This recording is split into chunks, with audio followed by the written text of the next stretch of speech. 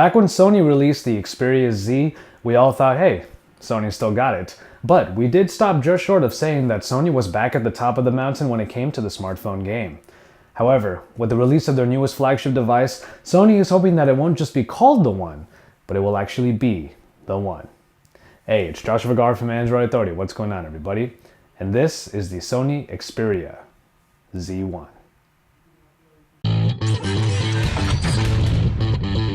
Sony has put all its cards on the table for the Xperia Z1, drawing not only from their design prowess, their media acumen, but also their pedigree in photography to create what could be one of the best phones available now.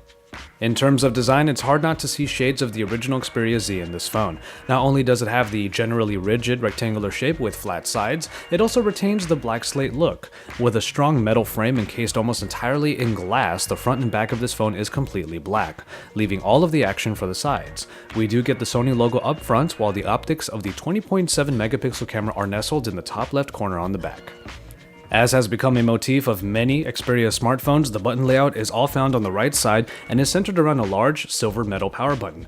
Below it here are the volume rockers and a two-stage camera button. While all of these buttons feel very sturdy and thankfully lack squishiness, especially in the very responsive camera button, their positioning might not be optimal for some. The main buttons fall perfectly where my thumb lands, which I think is great, but other people might accidentally trigger them from time to time.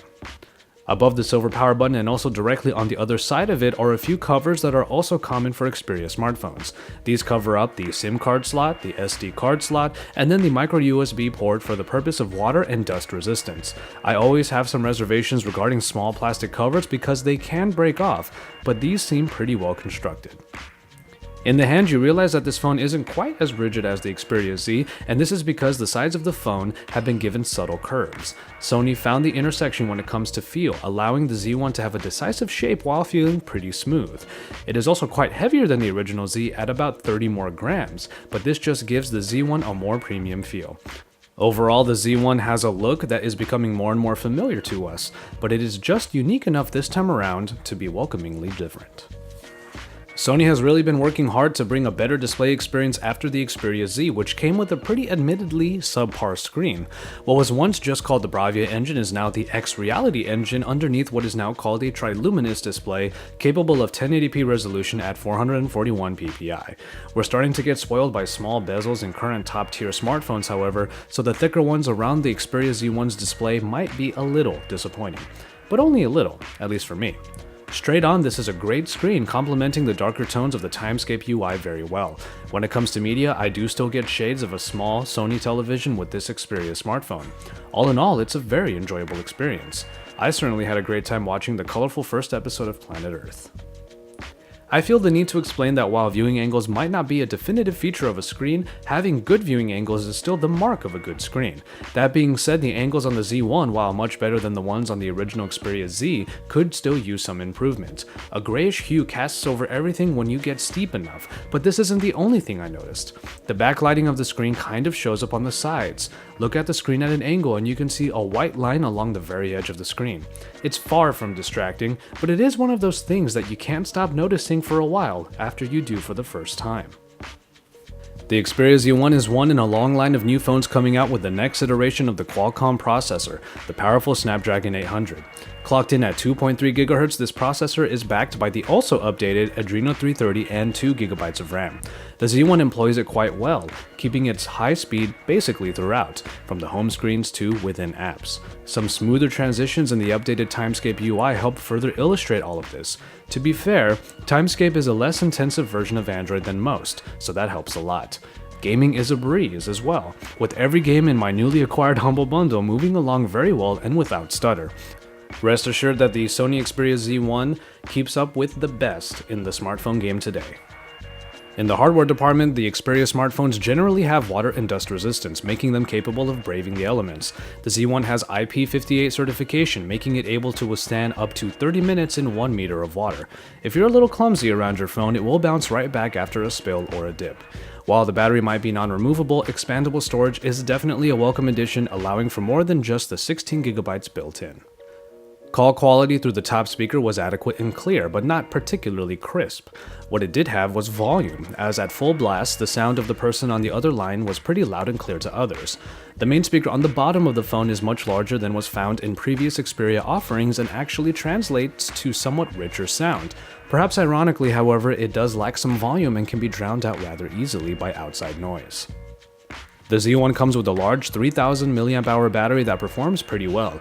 I was able to get the battery down to about 60% in 6 hours with my personal flavor of usage.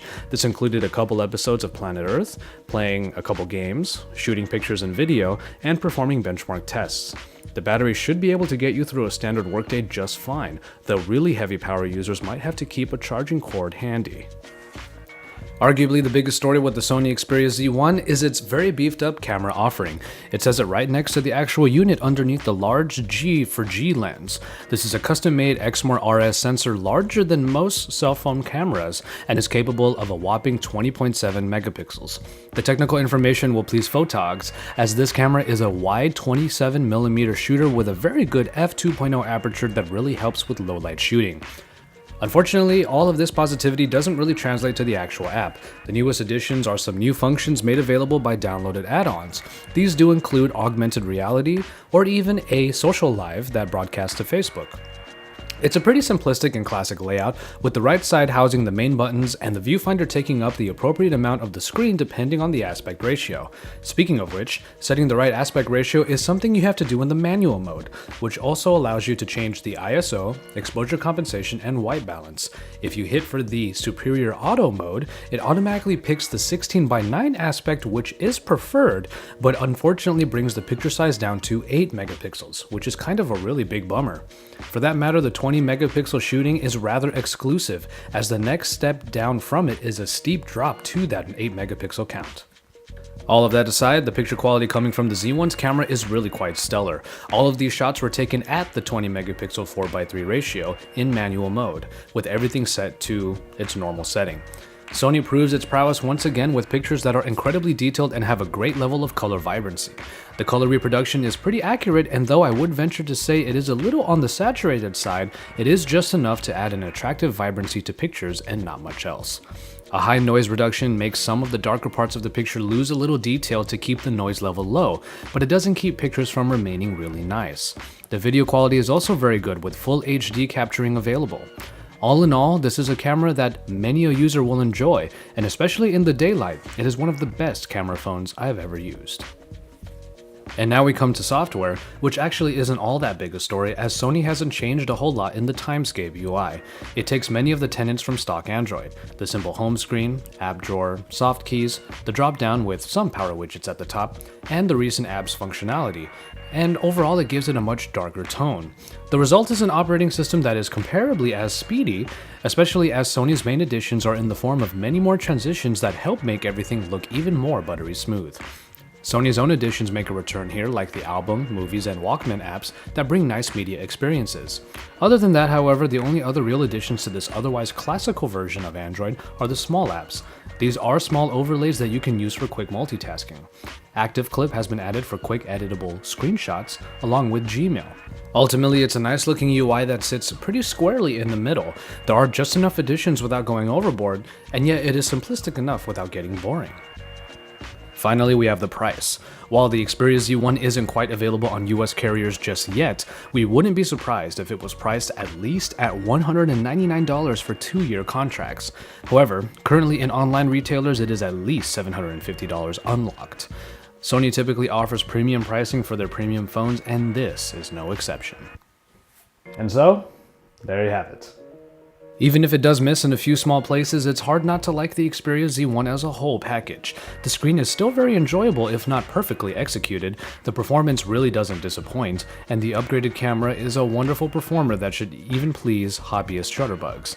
Whether or not this is Sony finally getting back to the top of the mountain remains to be seen, but personally, I think they've certainly gotten closer with the Xperia Z1. Hey everybody, thank you so much for watching and I hope you enjoyed this full review. Just remember that this is not the end of our Xperia Z1 coverage. If you haven't seen the drop test already, the link is right over there on the side along with future links to our feature-focused videos for it. Also, don't forget to drop us a like on our videos and to subscribe if you haven't already. And when you're done with all that, head over to AndroidAuthority.com because we're your source for all things Android.